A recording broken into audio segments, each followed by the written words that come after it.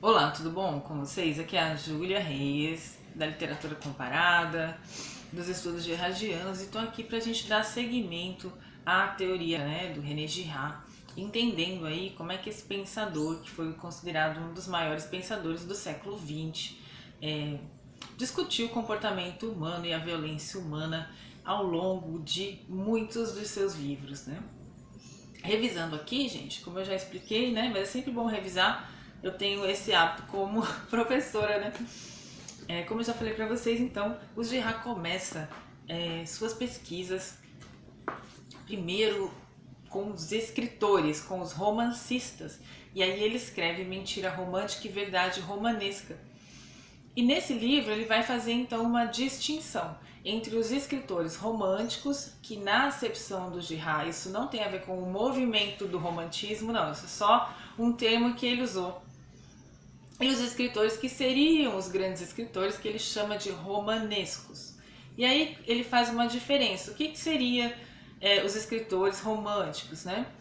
Os escritores românticos, eles acham que as pessoas têm um desejo autônomo e autossuficiente.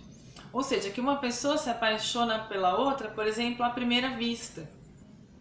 Isso seria, na visão do Girard, uma concepção de escritor romântico, né? E aí esse casal se apaixona, o amor deles não muda por nada no mundo e eles precisam enfrentar, por exemplo, as adversidades, né? A desaprovação da família sobre o grande amor deles. Isso é um pouco parecido com aquelas novelas antigas, né, que a gente assiste, que a família é contra, mas eles se amam, todo aquele drama e tal. E aí ele diz que os escritores romanescos, eles são diferentes, porque eles percebem que o desejo, ele não é um desejo, o desejo humano, né, o nosso desejo, ele não é um desejo autossuficiente, não é um desejo, entre aspas, livre, né, não, ele está condicionado a influências, né. Então, o desejo seria mimético, ou seja, diante, né, da atração de uma pessoa por outra ou do desejo de uma pessoa por um objeto, existe aí a influência de um outro termo, né, que é o mediador ou modelo, né? E aí ele troca modelo ou mediador dependendo do que ele está discutindo. Modelo seria assim, quando você tem um amigo, por exemplo, que você admira, ele é seu modelo. E você, se você é admirado por ele, você também é um modelo para esse seu amigo. E a gente, na vida, a gente é modelo para várias pessoas, né? Eu agora que estou explicando Girard, e como vocês estão me admirando muito, espero, estou sendo um modelo para vocês, né? Ao mesmo tempo que o Girard foi um modelo para mim, né? O meu orientador, os teóricos que leram o Girard, ou os meus amigos, né? Então, enfim, a gente é modelo aí para um monte de pessoas. E a gente tem um monte de pessoas que a gente admira que são modelos para nós. E aí a questão é que a gente acaba desejando coisas que são sugeridas por esses modelos. E aí, para explicar o desejo mimético, né? Eu separei aqui uma indicação de leitura que é um livro do James Ellison, que é um teólogo, né? Um profundo, olha o tamanho, um profundo estudioso da obra do Girard, e ele escreve esse livro também, publicado pela Realizações, como vários dos livros, né, do Girard, e estudos sobre o Girard são publicados pela que chama O Pecado Original à Luz da Ressurreição. E aí ele tem um subtítulo que eu adoro, que chama A Alegria de Descobrir-se Equivocado, ou The Joy of Being Wrong. E isso é genial, porque assim, como é que a gente poderia sentir a alegria de saber que a gente errou, que a gente se equivocou? Né? Essa é uma provocação desse título, né? E aí isso acontece porque quando a gente se descobre perseguindo e acusando alguém, a gente pode cair em si, perceber que essa não é a melhor postura, né? Então tem todo um diálogo aí com o texto bíblico, né? Existe uma alegria da gente entender quais são as nossas sombras, quais são os comportamentos acusadores e perseguidores que a gente está tendo com as pessoas. Porque você ser eu ia falar pesquisador. Pesquisador também pode ser um perseguidor. Mas assim, você ser um perseguidor, um acusador, não quer dizer que você vá matar, assassinar fisicamente alguém. Você pode fazer isso simbolicamente, você pode fazer isso através de uma fofoca, você pode destruir alguém também, através de um comentário, né? Então aqui ele vai dar exemplos de situações, né? Que ele dá exemplo de uma situação completamente cotidiana e banal, em que todos os elementos da teoria mimética estão inscritos. Então por isso que é muito legal começar com essa história. Então para isso eu vou usar alguns bonecos, né? Porque eu acho muito divertido fazer isso. E eu acho que é muito didático também. E eu comecei a comprar esses bonecos justamente para montar esse curso, né? Então vamos supor que a gente tem aqui dois amigos, né? E olha, você vê que eles estão parecidos, né? Os bonecos são parecidos, olha o corte de cabelo parecido. Olha a roupinha deles, como tá parecida. E eu não fiz isso aleatoriamente, né? Eu já escolhi bonecos que fossem parecidos para demonstrar como é que é essa teoria. Então, o James conta a seguinte história, né? Ele saiu com um amigo dele, né? Foram os dois lá assistir um filme juntos. E o filme era aquele filme do que o Tom Cruise participa, né? O Top Gun, Asas Indomáveis. E aí tá, eles foram assistir o filme e aí depois o amigo, né, do James fala assim, vamos ali comigo comprar uma jaqueta de couro? Aí ele fala, vamos. Aí eles vão comprar a jaqueta de couro. Quando chega lá, esse daqui, ele vê uma jaqueta de couro e fala assim, nossa, que jaqueta linda, olha essa daqui. E aí o James, ele é muito brilhante, né, gente? Isso é tão divertido ler o livro dele, sabe?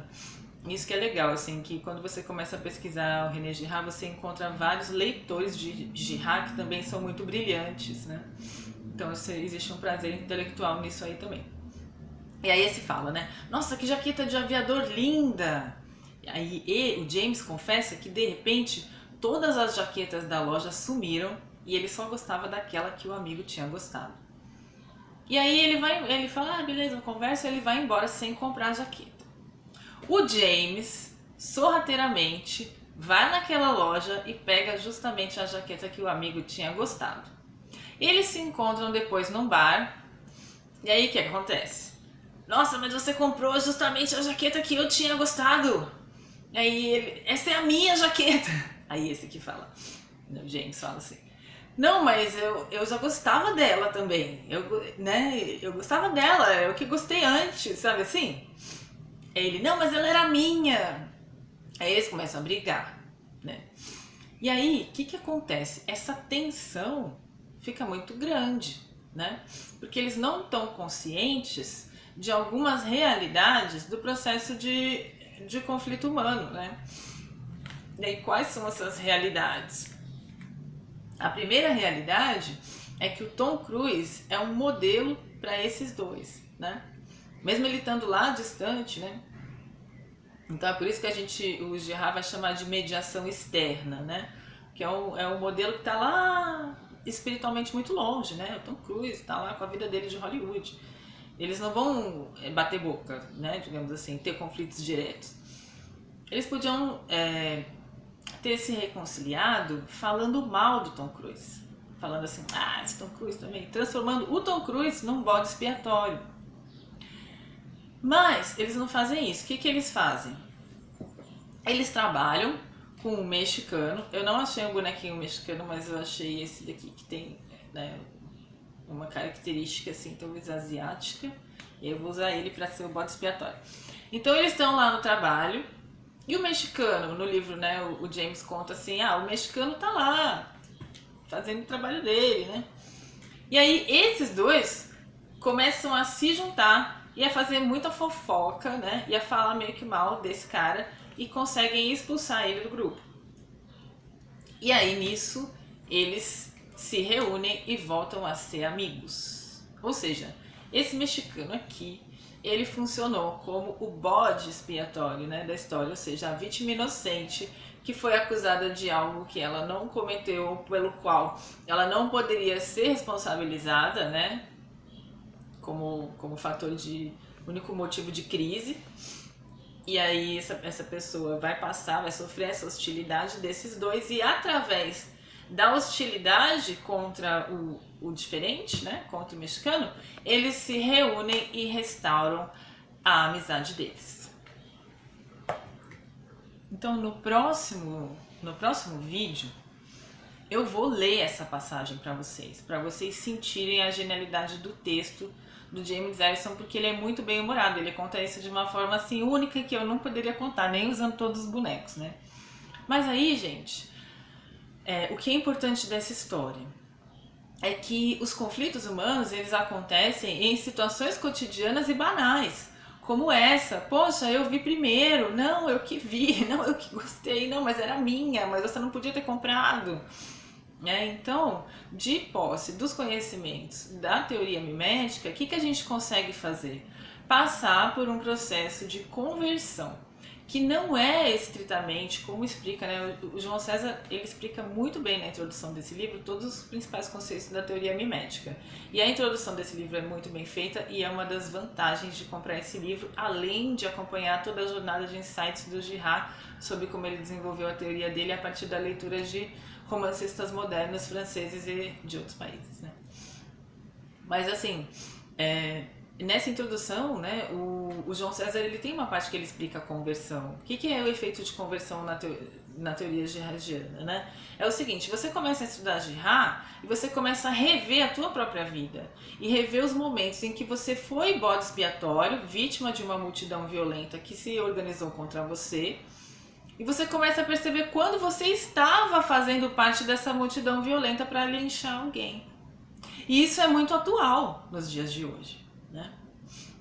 Então você não precisa cometer um crime fisicamente, né, matar alguém para você ser um perseguidor e um acusador. Não, é um comentário horrível que você deixa na caixa de comentários de alguém ali na internet, que você está ofendendo e sendo rude e agressivo com a pessoa, ali você já está instigando um linchamento, porque basta o primeiro fazer que a multidão já pode chegar e todo mundo começar também a xingar, percebe? Então essas questões são muito atuais, né? E é por isso que é importante também a gente estudar a teoria mimética, porque isso leva a gente a entender comportamentos, linchamentos virtuais, linchamentos reais que ainda acontecem, né? E também entender a nossa parte nisso. Onde que na nossa vida a gente fez parte de um grupo que se organizou todo contra outra pessoa inocente, né? E onde que a gente foi o bode expiatório dessa multidão, ou dessas pessoas que precisaram se reunir para hostilizar outra pessoa e para diluir a violência que já estava latente na relação delas. E aí a gente entra num foco, né, num ponto muito importante, que é a inocência da vítima. E aí o Girard vai ter um termo, né, que foi um dos únicos conceitos assim que ele criou, que chama méconnaissance, né, que é o desconhecimento, que assim, muitas vezes as pessoas que estão fazendo parte dessa multidão violenta desconhecem a inteligência da vítima, a inocência da vítima, e desconhecem o que elas estão fazendo. Eles não sabem o que fazem. Por que eu cheguei nisso? Porque aí o Girard vai falar que a paixão de Cristo é o exemplo emblemático de uma multidão violenta contra uma figura inocente. Percebem como é profundo?